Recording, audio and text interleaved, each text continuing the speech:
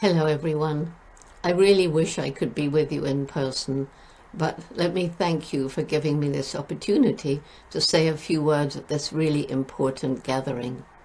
You know, I was born loving animals, and by the age of 10 I was dreaming that I would grow up and go to Africa and live with animals and write books about them. And finally I did save up money and I got out to stay with a friend in Kenya. And I was lucky enough to meet the famous paleontologist, Louis Leakey. I don't know what he saw in me. I had no degree, we couldn't afford college, but he gave me this opportunity to go and live my dream, to go and study chimpanzees. And so in 1960, I arrived in Gombe National Park, as it is today, in Tanzania, and began the research which just this year celebrated its 60th anniversary, 60 years since I first landed in Gombe to study the chimpanzees. They do turn out, these chimps, to be our closest living relatives. We share 98.6% of our DNA with them, and they're so like us in behavior. And because of this, they helped to break down the belief of Western science back then that we humans are different in kind from the rest of the animal kingdom.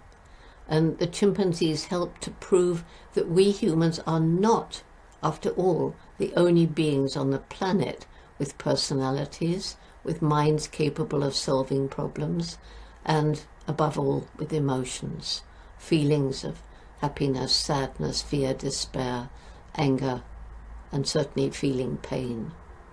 So we now know that we're part of the animal kingdom, but we're different, aren't we? And I think the main difference is this explosive development of our intellect. So animals are way more intelligent than we used to think, but only we could design a rocket that goes up to Mars and delivers a robot that takes photos. We know we don't want to go and live on Mars, and yet we, the most intellectual creature to ever walk the planet, are destroying our only home. It is our only home. This COVID-19 pandemic that has prevented me being with you and has caused suffering and economic problems all around the world, the sad thing is that in large part we brought it on ourselves by our absolute disrespect of animals and the natural world. And we've created conditions, for example, the wildlife markets, the intensive animal farming, animals crowded together in horrible conditions, and trafficking animals and their body parts around the world. We've created conditions that make it easier for a pathogen to jump from an animal to a human, where it may form a new disease, a so-called zoonotic disease. It turns out that 75% of all new human diseases are zoonotic in origin. And unfortunately for us, this particular one, COVID-19, happens to be highly contagious, which is why it's spread around the world and caused this terrible pandemic. And it's this same disrespect of nature that has led to the climate crisis with the changed weather patterns, you know, the terrible hurricanes, the storms getting worse, the floods, the droughts, the terrible wildfires all around the world now, and also the loss of biodiversity.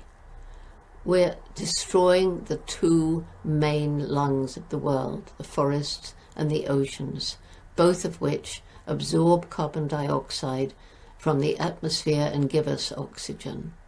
We continue to release CO2 into the atmosphere by recklessly burning fossil fuels. And these so-called greenhouse gases are blanketing the planet, trapping the heat of the sun, heating up the planet, leading to these changed weather patterns. And our farming of billions and billions of animals, and by the way, in very cruel conditions, but they all produce methane gas in their digestion, and that's another of these greenhouse gases that are warming the planet. The reason I left Gombe during the happiest days of my life out in the rainforest was because at a 1986 conference, I learned to my horror that right across Africa, forests were disappearing and chimpanzee numbers were declining. And forest habitats were being destroyed by foreign companies, timber, oil, gas and mining, and by the growing local populations needing ever more land. Chimpanzees were being hunted, sometimes for food, and sometimes to capture babies to sell them on the illegal international animal trafficking, sold for circuses, pets and so on overseas. In 1960, Gombe was part of the equatorial belt that stretched right across equatorial Africa. By the late 1980s, it was a small, isolated patch of forest surrounded by bare hills. In 1990, when I flew over in a small plane, I was horrified to look down and see this devastation. And there were more people living there than the land could support. Their farmland was overused and infertile. They were cutting down trees in their desperation to grow more food or make some money from charcoal. They were too poor to buy food from elsewhere. And it hit me then, only if we help these people to find ways of making a living without destroying their environment, only then can we hope to save chimpanzees, forests, or anything else. And so the Jane Goodall Institute, JGI, we began in 1990 a program that we called Tukari, and it was working with the villagers to design a very holistic program to improve conditions in the villages.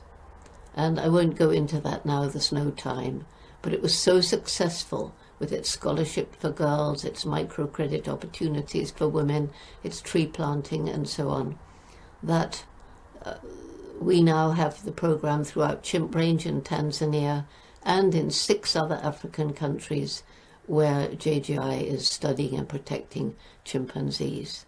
So all of these people have now become our partners in conservation because they're understanding that protecting the environment isn't just for wildlife, it's also for their own future, that they need the forests to control, to mitigate the climate and rainfall and so on. And so they've all become our partners, which is the only way we can ensure long-term conservation. Thing is that we're part of the natural world. We depend on it for food, water, for everything. But it's healthy ecosystems that we depend on.